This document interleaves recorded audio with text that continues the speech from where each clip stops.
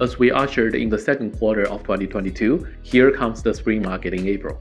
In Toronto, we used to call it spring frenzy because from the historical data, April and May are usually the months with the highest average price of housing transactions of the entire year. However, this year, with the increase in home prices in the first quarter far exceeding the expectations that can be interpreted rationally, plus the four external factors that affect the relationship between supply and demand that we will talk about later. Will this year's spring market be drastically different from the past?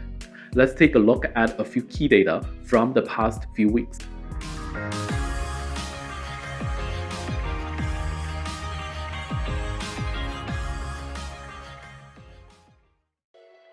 Let's start with the city of Toronto. The average price in March came up to $1.218 million. Although we saw some media cite individual cases where the transaction price is much lower than the asking price, in fact, in the city, we have seen a slight price increase compared to February. We cannot ignore the credit for the still hot downtown condo market here. Moving on to York region, we noticed an influx of nearly 4,000 new listings coming to the market, which is more than double the number of sold transactions. Therefore, the average annual price increase of 19.7% here is a significant decline compared to the previous data of more than 30% year over year for the last 3 consecutive months.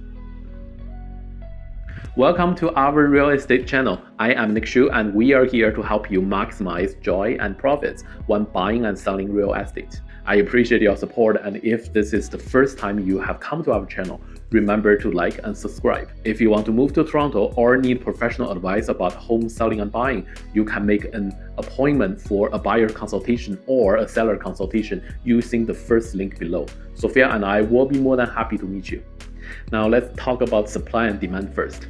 Aside from external factors, in any given market, as the price increases, the supply will follow and the demand will drop. This fundamental principle will explain why we see more listings and most sellers are still trying the overbidding strategies, but more than 60% fail. This is just a normal market activity when the price grows in the first 3 months of the year, far exceeding the historical average, and the market began to cool off. Now, I want to point out the 4 interference factors outside of the normal market activities. Number 1, Bank of Canada raised the interest rate on March 2nd, ending a 2-year period of the low interest rate at 0.25%. As I have mentioned in the last video, this date will be seen as a turning point in the real estate market. Bank of Canada made another announcement today to further raise it to 1%.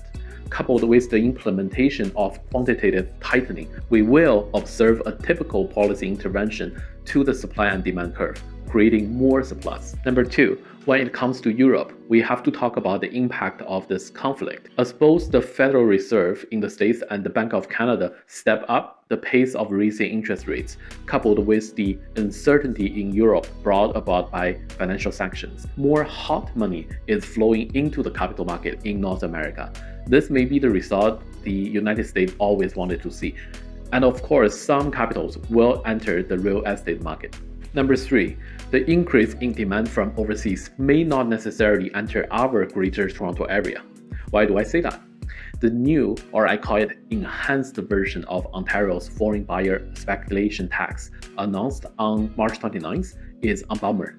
If you want to know more about the changes to the foreign buyer speculation tax, you can check my last video, or I will include my blog post link below. To put it simply, the overseas buyer tax promulgated in 2017 is now increased from the previous 15% to 20%. Applies to the entire province, and certain exemptions such as study and work visa holders were deleted. We are not saying foreign investors take a huge market share, but with how those will change people's minds, I think this will accelerate our housing market to shift to a buyer's market. At the same time, it is also foreseeable that the rental market in the school districts, such as downtown Toronto, will become hot again this summer. It is worth mentioning that Ontario is not the only province to enact new policies at this point.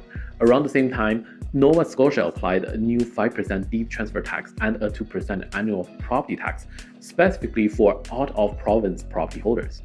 In BC, where they have always been a leader in the reforming and innovation of real estate rules, announced a bill for a 7-day cooling off period for resale homes. And the fourth point, on April 7th, the just released 2022 federal budget has made a number of rule changes and suggestions for the real estate sector, including banning foreign buyers for 2 years, banning blind bidding, and appropriate funds to build affordable housing, promoting green homes, accelerating the approval of new home development. It is also added that the profit from assignment sale of pre-construction homes is now subject to HST, and house flippers buying and selling within 1 year will be regarded as speculators with a speculation tax. And finally, to help the first-time homebuyers, they will double the tax credit and introduce a new tax-free saving account. The proposals are mainly in line with what has been promised in the previous elections, and I will explain more about the changes next week. Well, to sum up, the policy changes have followed one after another. Although the impact differs, it is evident that the intent of suppression is higher than the promotion, as prices continue to reach record highs, resulting in supply and demand changes. This year's spring market will most likely see a cooling off, and the correction will be inevitable. At this time, housing types and locations will become more important again. Considering the principle of sector rotation, the city center in Toronto, which has not caught up with the surrounding areas in the past 2 years, can be considered an investment with relatively low risk. Thank you for watching my How's the Market in Toronto and York region. My name is Nick Xu from Sound Team at REMAX. We help you maximize joy and profits when buying and selling real estate. Please comment below because I would love to hear your thoughts.